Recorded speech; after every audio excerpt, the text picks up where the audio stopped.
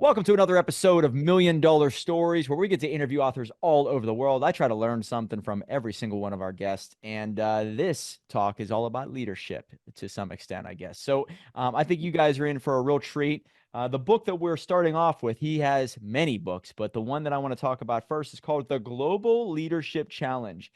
And I really never thought about the difference between global leadership and domestic leadership. There's probably some things that you can take from this and apply to your own business, no matter how big or small. So it is an honor to have you here, Alan Morrison. Thank you so much, man.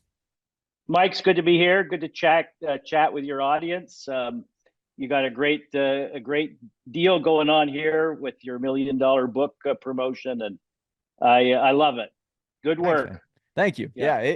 You're an author and you have 13 books. I'm assuming Right. that you found how beneficial it is to just keep writing. The more you write, the more you can serve your audience. But I think in this book, you interviewed over 300 different leaders. Is that right?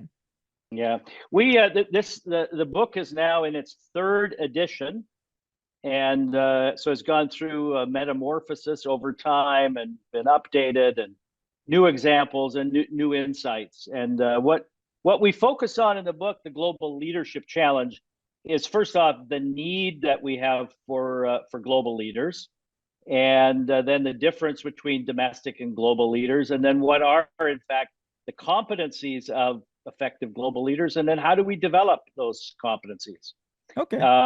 Yeah, and what we found is in terms of the need for global leaders, the world is becoming, despite all the nationalism and so on, we are more integrated as a planet than we've ever been in the history of mankind. And so the ability of companies to grow is stymied if all you do is focus on domestic markets. So as companies want to grow, they want to access new technologies, new ideas. They want to access the best talent that's out there. Companies need to be out in the world and in order to serve their customers or to serve their shareholders. And so the people who can bring companies out in the world and operate in that multicultural, politically complicated environment requires some different skills. Yeah, and I've seen amongst my clients and in myself particularly, we are sort of global, right? I have Right. virtual assistants that are scraping data for me in the Philippines. Some people work for me in Right. Romania when it comes to video editing. So Right. it doesn't mean that you have to be a trillion-dollar company to become No. global. This can be anybody, anywhere, realizing the power is at your fingertips. Is that right? Oh yeah, absolutely. I mean, historically, it was big multinational companies, who set up branch offices in 30, 40 countries around the world. And that's still happening today. But small companies, 4, 8, 12 employees, like Mike, just like you said, you're accessing talented people from the Philippines or from India, for wherever it is in the world, and having to not just communicate but relate to those people, motivate those people, understand what's going on in their lives. That requires some unique skills and attitudes. I have a client who's a multi millionaire, and he said to me one pretty scary, I guess, scary statement. He said that if someone were to give me $1 million business and it was cash flowing $1 million a month, but Well, I had no way of implementing virtual assistants ever in the company, I wouldn't do it simply right, because it would require too much effort. And the fact of having virtual assistants gives me a competitive advantage in the marketplace right, to grow the company. When I right. heard that, it made me think of it in a different light. And I said, you know what? Maybe he is onto something here, Mm, that if you yeah, start to think outside of Pittsburgh, Pennsylvania, United States, yeah, into other sure. parts of the world where their work ethic is superior to the average person in the United Yeah, States, yeah. you can really reap rewards. So, Yeah. assuming this is catching on, is that right? Yeah, actually, what you kind of bring up is the intersection of two different kind of dynamics that we're facing now, and I don't think it's going to diminish going forward. The one dynamic is technology change, innovation, and the other dynamic is globalization. And so, as a leader in an organization, you cannot compete effectively unless you are able to embrace those two different dynamics, which are codependent. We can't have technology change. We can't afford to pay for it unless we're amortizing it around the world. and any technology advantage provides even small companies with a competitive advantage. So the world and technology, globalization and innovation have really come together over the past 10 or 15 years, which puts enormous pressure on leaders. How do you make sense of all of that complexity around you? And it's not an easy task for leaders. Is it a major transition to go from being a domestic leader to a global leader? And I think you're right that we're becoming more global than ever. We're becoming more interconnected with other countries. That could cause a problem because you see individuals, and they're known as globalists, that try to run the world rather than try to help out certain groups of people. So is it a major transition? Is that what you basically outline in the book of how to do it the right way? Well, we do talk about how to do it the right way, but I think ultimately it comes down to also personal choice or corporate choice. Many people, who are confronted by this complexity, they decide to limit their exposure to it. They say, look, there's only so much that I can attend to. And what I'm going to do is I'm going to decide I'm going to stay focused on Pittsburgh or Pennsylvania or the US East Coast. And that's okay. There's nothing necessarily or inherently wrong with that. But with those kinds of choices, you also limit the company. You limit over the long term the ability of the company to understand what's happening around the world. Remember, the US marketplace is only about 22% of the world's market. So if you decide you're going to focus on the Northeast United States, as big a market as that is, you're going to be restricted to, I don't know, 8% of the potential market for your product or service. It's not a bad call, but it's also a limiting call. Not only does it limit you in terms of market, but if all you're focused on is that region, you don't pick up on what's happening with new products, new technologies, new services, new providers who are popping up around the world, who are in many ways much more competitive than you are. So if we take, for example, electric vehicles, okay, that market, you could look at that market and say, well, it's a U.S. market, and it's a big market in the U.S., although it is flattening out. But you would miss what's happening in China, where we have EV producers who are making cars 30% cheaper than in the United States. And if you put on your blinders and you said, well, we're all about the US consumers, oh, God bless you. But you're going to miss what's happening in China, and how if you imported some of that technology, some of that manufacturing prowess into the US, you're going to miss out on that. And in the long run, you cannot remain competitive unless you become more global in your orientation. It's a great so point. these are some choices that companies make: short term, long term, and many of us can just continue along for the next generation, keeping our head kind of under the covers and focusing on our little world. That's all totally fine. But I would argue that over time we have to become more global as companies, or we just are not going to remain competitive.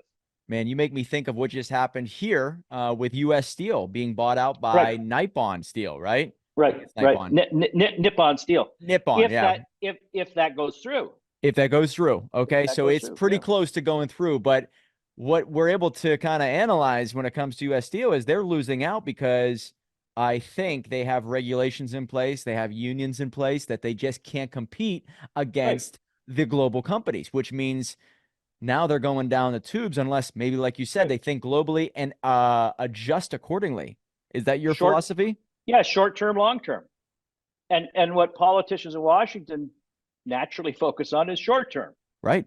And yet if we try to isolate the United States, focus on short term, in the long run, and we see this with the hollowing out of many industries in Europe, for example, that over time, over the generation that it takes, the country becomes less competitive, less affluent, growth slows. So these are choices that we have to make as politicians, as as business leaders, and ultimately as consumers. So I'm with you on this so far. Usually when I hear any type of globalist agenda, I'm like, oh, that's not good. But what you're saying to me is, okay, and let me get your thoughts on, minimum wage and certain regulations and certain environmental regulations that they're implementing here that other countries will never abide by, which gives them the ultimate advantage in the global market, right? Yeah, So what yeah. are your thoughts on all of that? I mean, ultimately, there is an intersection between economics and values. Not everything is for sale. There are some principles, I think, that we as Americans, or people more generally, we adhere to, or at least aspire to. We want to treat people decently, but in terms of economics, the more we think we are doing good by raising minimum wages, the less we are creating opportunities for the under advantaged, or the disadvantaged, or undereducated, and we price them out of the marketplace. So, some people benefit, but many people lose their jobs. And even those who benefit in the short term, yeah, I got a pay raise from $12 to $15 an hour. Behind the scenes, the store managers are scheming of ways to get rid of those people and replace them with technology. So, again, short term, long term, we think, and no one could argue with the nobility of raising the disadvantaged, but we do so over time, I think, at their disadvantage. We create fewer opportunities for them, fewer pathways forward. I think ultimately, as Americans, we have to balance values with our belief, I hope, in free markets. And we have to, I think, experience over centuries has taught us that, generally speaking, free markets create more opportunities than regulated markets. Bingo. That's not to suggest there isn't a place for some regulation over some issues to kind of dampen down the potential huge negative consequences of just free markets run amok. But let's try to limit those, recognizing that in the long run, it's free market who are going to make much better decisions than the government will. Yeah, you seem like a fan of Adam Smith. Is that right? You like Adam Smith's I am a teachings? fan of Adam Smith. I do recognize that the companies they do need some restrictions. If we had no restrictions, we would have collusion. We would have huge consolidation in industries. We'd have monopolies. We would have egregious environmental degradation, and so on. But let's keep those limited to the point that we still have the free market working and churning through these decisions. Love it. Yeah, I'm with you on this so far. Okay, so I look at these companies that really make an impact on this world, and I look at the hedge funds that pretty much own the majority. When you're talking about leaders, I love how you say about the core values and unbreakable values that they will not shake, and that's unbuyable. When you interviewed some of these top leaders, are they, for the most part, the ones who do a lot of good in the world? Are they unbuyable? Do they have core values that they will not break no matter what? Well, one would like to think so, but sadly not in many cases. We see this we see this from two perspectives. One is in how the companies are managing their operations, but we also see it in the personal lives of the leaders, who many people look to as role models, but in their personal lives, they may not be the best role models in every instance. Now, I think where this really comes to a head, it's certainly from the perspective of corporations, is in China.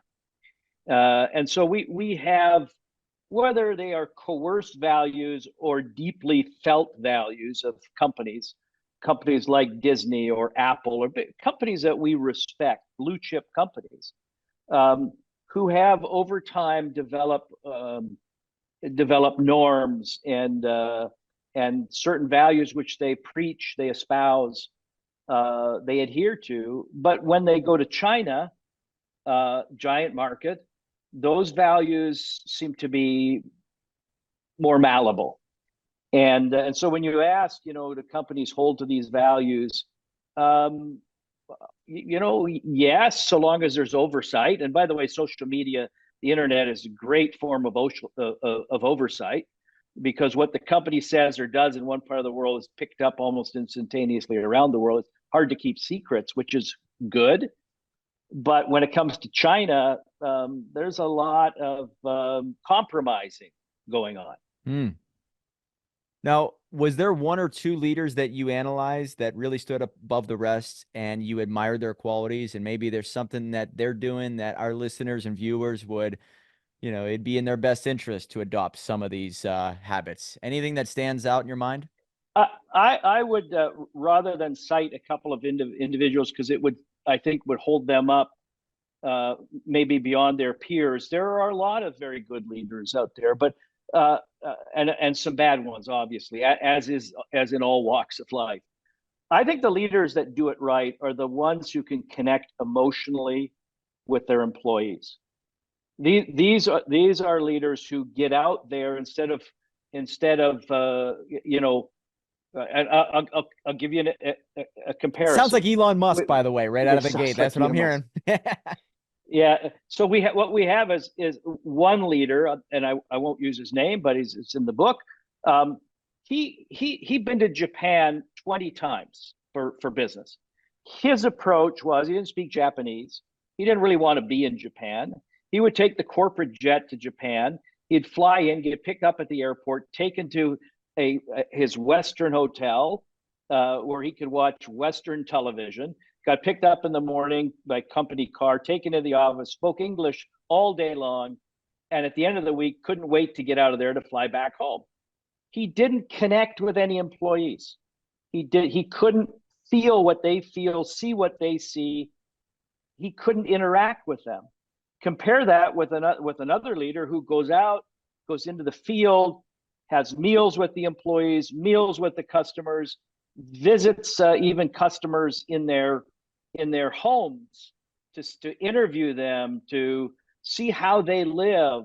That ability to really absorb the other culture, the lives and expectations and feelings of employees or customers, that goes an awful long way to maintaining high ethical standards and being able to motivate employees and connect in the long run with changing markets.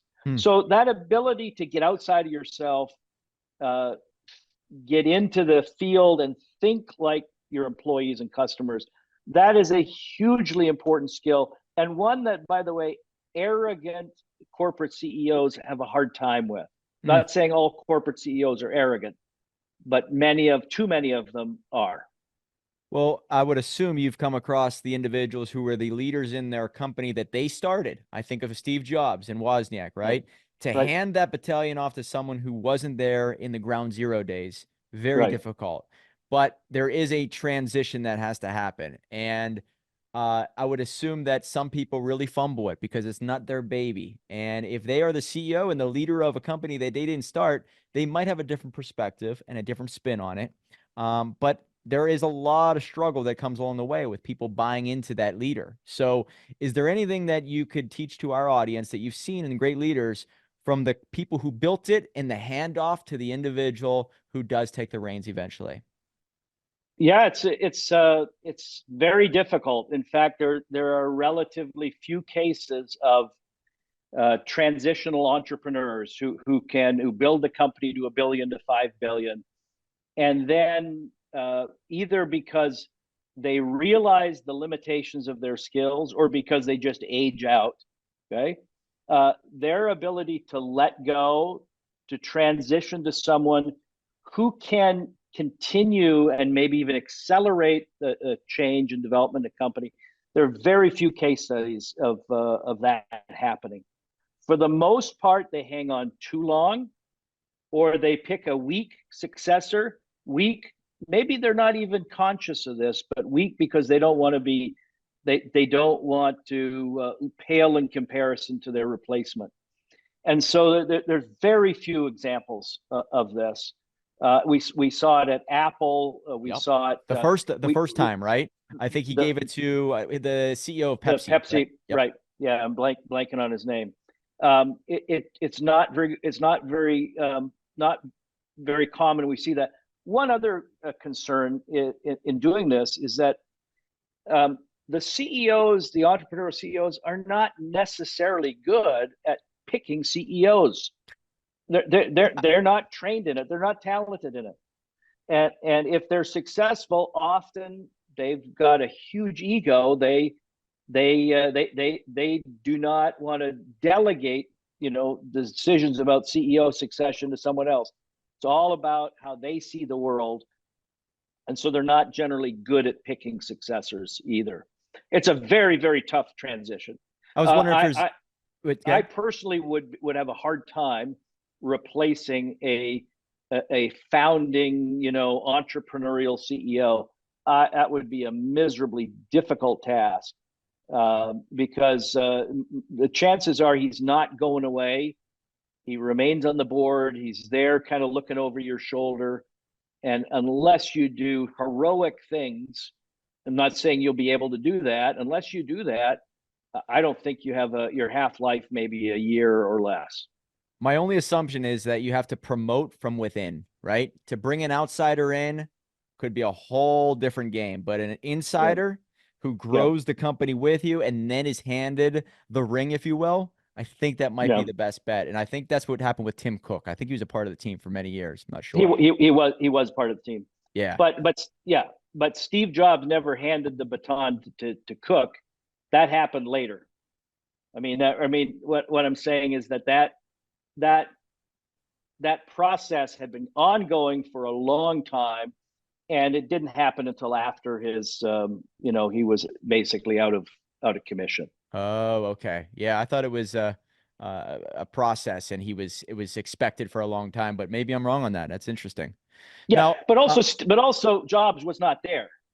Jobs was did he pass had away at passed. that time? He Okay. passed away, so it's not like he's sitting on the board watching all of this happen.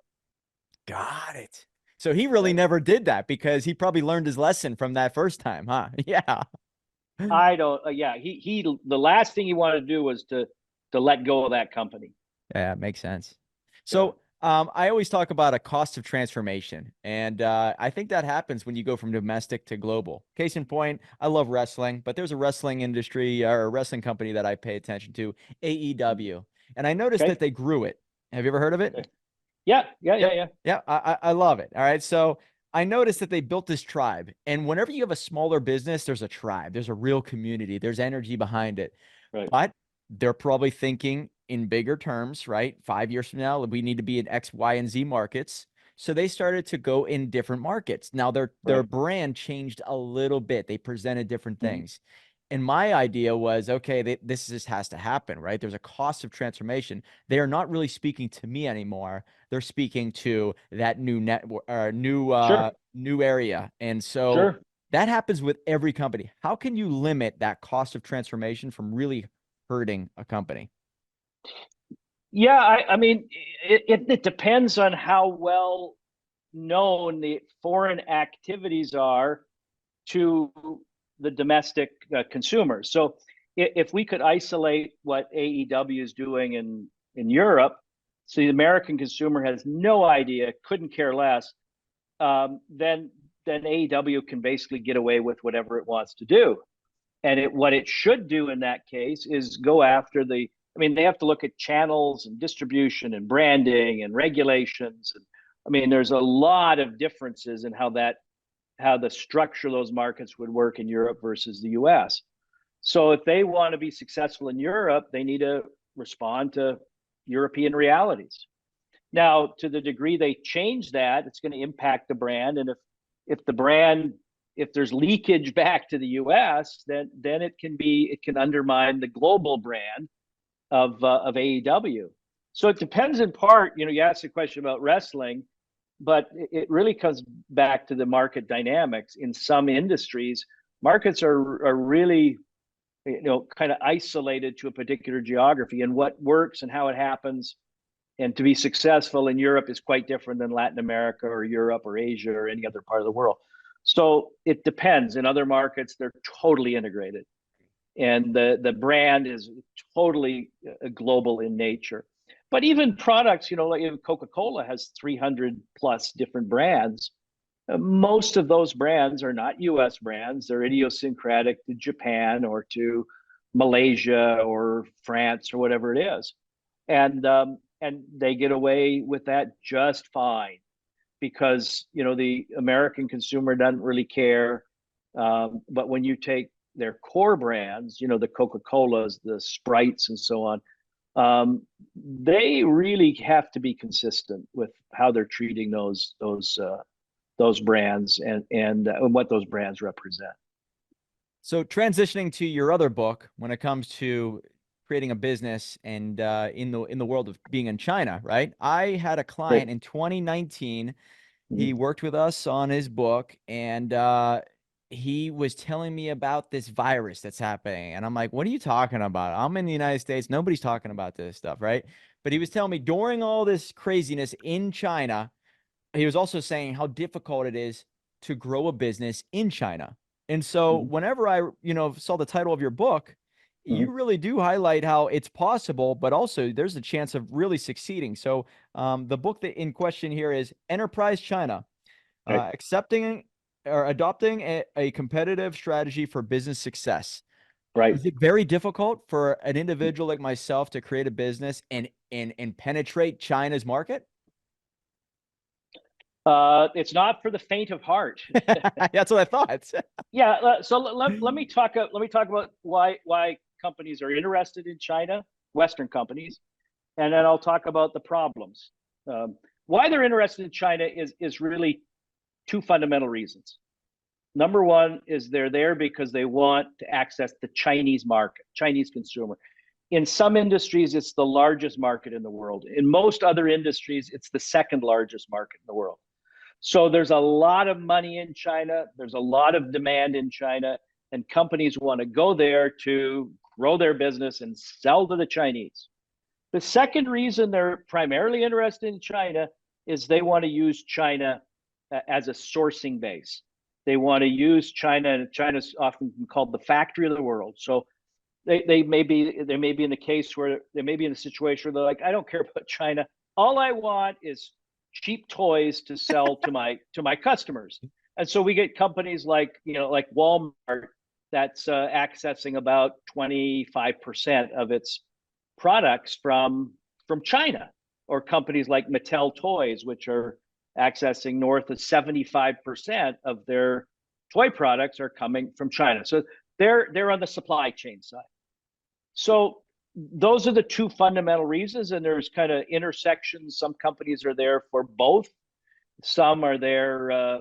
Some aren't even quite frankly sure why they're there. They're just there because everyone wants to be there, and they haven't got coherent strategies. After all, there's over 1 million foreign companies that have operations legally organized in China. So hopefully you have a good strategy. You've thought about it, and these are the fundamental reasons. Now, what are the challenges?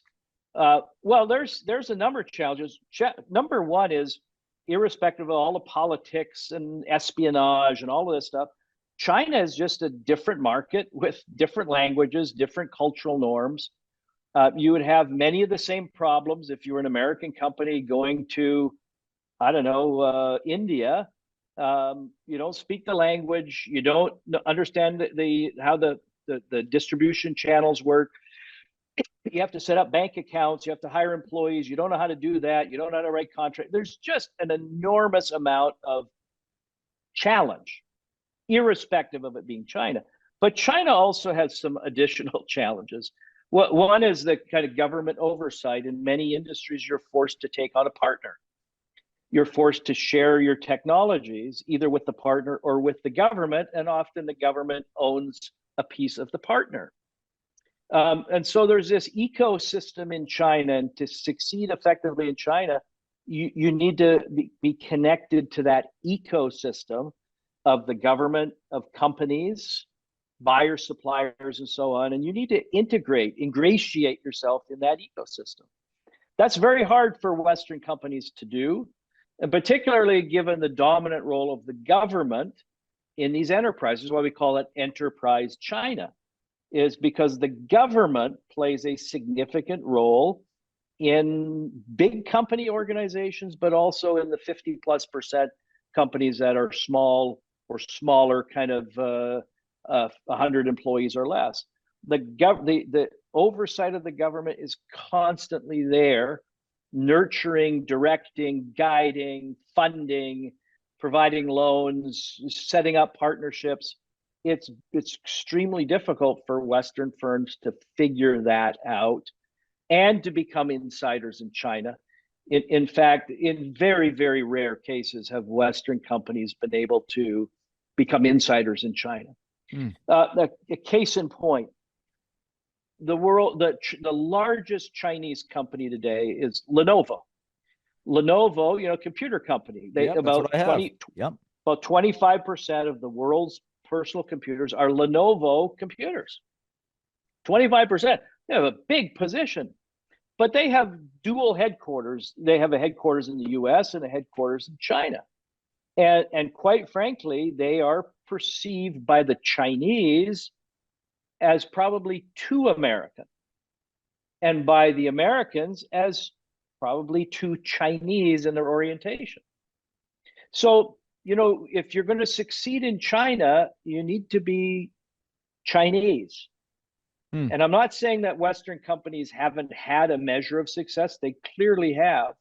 But as we talk about in the book, the objective of Chinese enterprise China is to move away from dependency on Western firms to they want to dominate in domestic markets. The Chinese government has been explicit about this. They want Chinese companies to dominate at home, and then they want to go the next step, which is to take Chinese companies and have them and have the rest of the world dependent on Chinese companies. So if you're a Boeing, if you are a Tesla, if you're an Apple computer, you need to understand that what the Chinese end game is not for you to prosper in China. That they want to dominate in China. And the writing is on the wall. They've made this explicit. They've talked about it. They've given speeches about it. They've written about it. They've embedded in their policies. And this is not to suggest the Chinese want to drive these companies out of China. They just want them to become minor players in China. And they've been very explicit about that. So the more Western companies can understand the realities of working in China, does not mean that they should pack up and go home, even though we've seen a fair bit of that over the last couple of years. But it does mean they need to be very well tuned into the longer term objectives and strategy of the Chinese, the CCP. Got it. Interesting. Yeah. I mean, I think it's important for anybody listening or watching to analyze some of these major players, these leaders out there. Some are doing it the wrong way, some are doing it the right way. And I think it's smart to just look into what they're doing so you can combat it in some capacity, or, maybe support it if you're out there and you want to support their mission. So last, I know we're running out of time. You have a meeting here, but one global leader that I always think is doing it in a way that's really scary is Klaus Schwab. All right. And I see what he's putting out there. And it's almost like if you give somebody too much power, you can have them impose their beliefs and views on so many people that really adjust things. But there are other global leaders out there that are doing it the right way. And whether it's within a company or within its, the World Health Organization, I don't think too many people in the World Health Organization are. But is there a leader out there that you really admire and maybe we should look into and say, wow, this guy really does it, or this woman does it the right way? Anybody really inspires you? Certainly, it may be controversial. I'm always inspired by, almost always inspired by Elon Musk. Yeah, like it. All right. But I'm inspired because he does not accept the status quo. I'm inspired because he works, his butt off. He's maniacal about his work. He's focused on performance. He is as apolitical as he can be, although I'm worried he's becoming more political. Oh, there's no doubt in the past 2 years. He needs to be. I think my advice to him would be careful about that, because it could well be his undoing. If his ego takes hold and he thinks he can do everything in every sphere, including politics, I think it will be his undoing. So I'm greatly in admiration of Elon Musk. He, like all leaders, have a soft or underbelly. He is by no means a perfect leader. He is flawed in many ways, but there is much to admire about Elon Musk, and his general approach to looking after the shareholders and embracing technology. Yeah. I like his risk taking. I like his decisiveness.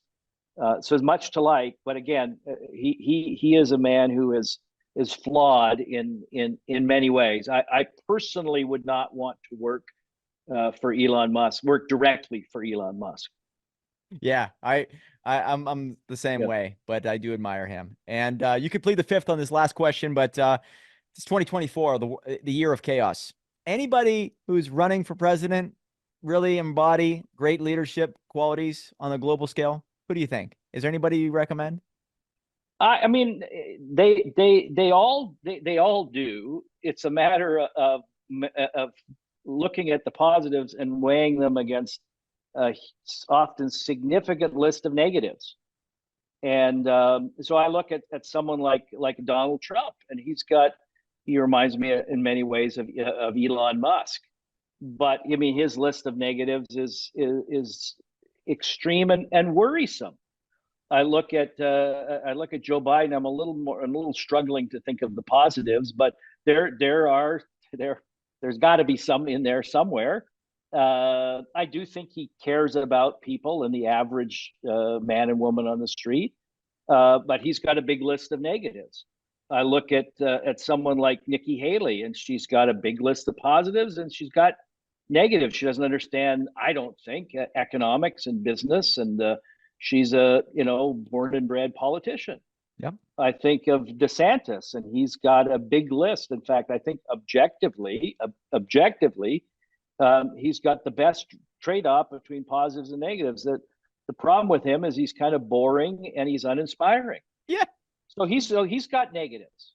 So, but this is what leadership's all about, is balancing positives and negatives, and recognizing that leaders are humans, and there's a mixture of positives and negatives. And my advice, and I've done a lot of coaching and of CEOs from all over the world for representing multi-billion-dollar companies, and my advice is play to your strengths and don't call attention to your negatives. And for the negatives, get someone in or people in who can help offset the negative. So if you're weak in certain areas, delegate to competent people, trust those people.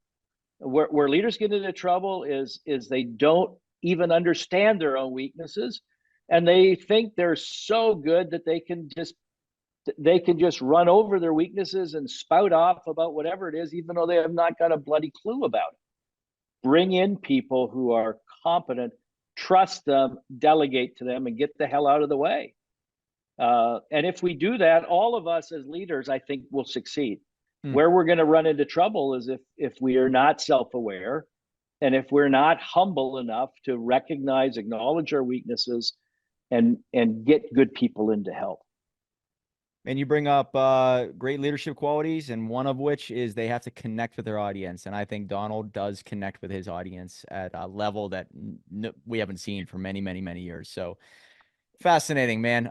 You could talk with him about UFC fighting, boxing, wrestling. You could probably go down and have a drink with him at the bar, even though he doesn't drink. But that's the way I look at it. So you could have a Diet Coke with him. Diet Coke, right? That's exactly right. So you know what? When I saw you on my schedule, I was a little nervous. I saw, is he a globalist? We've connected on many things. I share the same sentiments. So it was an honor to talk with you. Is there any website or social media channel that you recommend for people to check out?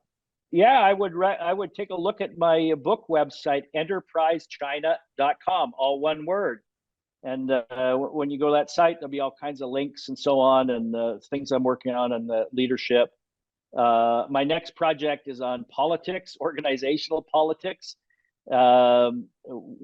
Politics at work is the working title, and so I'm super interested in this topic and how politics can overwhelm all of us.